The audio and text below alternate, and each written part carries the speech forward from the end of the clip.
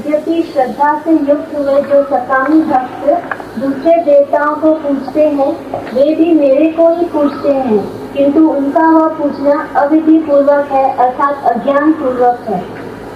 वो भी है मेरे को ही पूजता है, मेरे को ही पूजता है, लेकिन वो अज्ञान करके मेरे को न जान के देवताओं की पूजा करता है।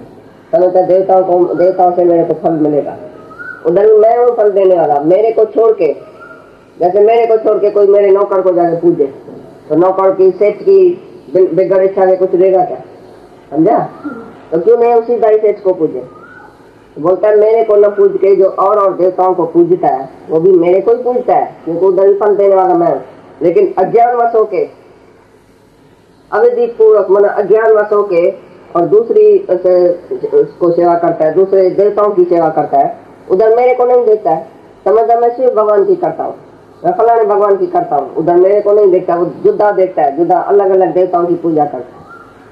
तो बोलता है जहाँ जहाँ वो श्रद्धा रख के पूजा करता भी है, उधर भी मैं ही हूँ, और मेरे को न देख के अज्ञान वश होके दूसरे देवताओं की पूजा करता है और उसी से सुख मांगता है, सुख की इच्छा करता है। लेकिन मेरे को नहीं जानता है कि मैं ही हूँ। उधर भगवान को न जान के किसी न किसी देवता में अटक जाता है। मैं इस देवता की पूजा करूंगा, बेटा मिलेगा, इसकी देवता की पूजा करूंगा, मेरे को ये मिलेगा, पैसा मिलेगा। सीधा परमात्मा को कोई नहीं देखता है। तो भाई जहाँ भगवान है, निराकार शक्ति है, वहाँ पे ही देगा। वो मेरे को जानता है, जानी जाना हार है। परमात्मा को नहीं देख के किसी न किसी देवी देवता में जाके फंसता है और उसी से मांगता है सुख। बोलता वो अज्ञान है, अज्ञान वश होके मेरे को न जान के और देवताओं की पूजा करता है।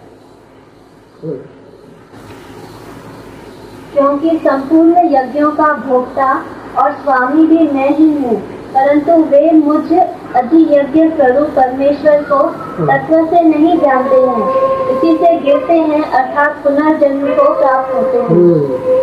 बोलता जो मैं जो अधियज्ञ माना स्वामी हूँ, सबके अंदर मैं अधियज्ञ विष्णु देवता मैं ही बैठा हूँ, पालने वाला, पोषने वाला, देने वाला, सब कुछ मैं ही हूँ।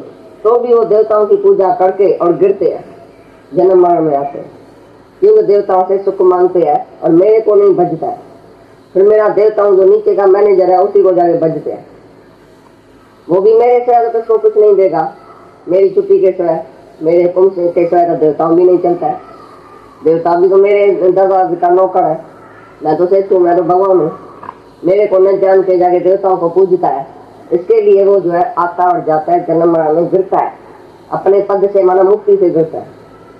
अगर मेरी पूजा करे और मेरी शरण लेवे और मेरे को जहाँ तहाँ देखे, मेरा ज्ञान सुने, मेरी शरण में आवे, तो मैं अपने साथ मिला दूंगा उसको। लेकिन जो देवताओं की पूजा करता है वो देवताओं के स्वर्ग में जाता है, उसके लोक में जाता है, आवागमन में जाता है, स्वर्ग में जाता है, फिर नर्क में आएगा, फिर स्वर्ग में जाएगा, फिर नर्क में, ऐसे 84 लाख जूनों में भटकेगा। लेकिन मेरी भक्ति करेगा, अगर निष्काम भाव से मेरे को ही भजेगा, तो मैं उसको अपने से मिला के एक कर दूंगा, मतलब मुक्ति का पद दूंगा। ये मुक्ति के पद से गिर के और फिर आवागमन में जाता है, आता और जाता है, जन्म और मरण के चक्कर।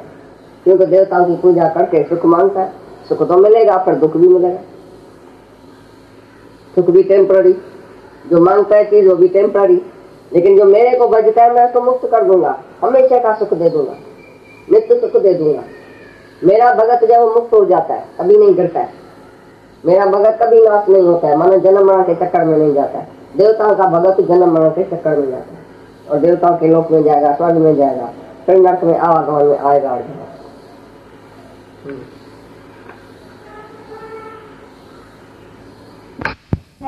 देवताओं को पूजने वाले देवताओं को प्राप्त होते हैं, पितरों को पूजने वाले पितरों को प्राप्त होते हैं, भूतों को पूजने वाले भूतों को प्राप्त होते हैं, और मेरे भक्त मेरे को ही प्राप्त होते हैं। इसीलिए मेरे भक्तों का पुनर्जन्म नहीं होता। देवताओं की पूजा करेगा देवता लोक में, पितरों की पूजा करेगा तो पितर लोक में जाएगा, भूतों की पूजा करेगा तो भूत जाके बनेगा। लेकिन मेरी पूजा करेगा, मेरे को जो स्मरण करेगा, मेरे ध्यान में रहेगा, तो मेरे लोक में आएगा, बना मेरे से मिलके एक हो जाएगा। वो जन्म मरण के चक्कर में नहीं जाएगा, पुनर्जन्म में नहीं जाएगा, गिरेगा नहीं, अपने पद से मुक्त हो जाएगा।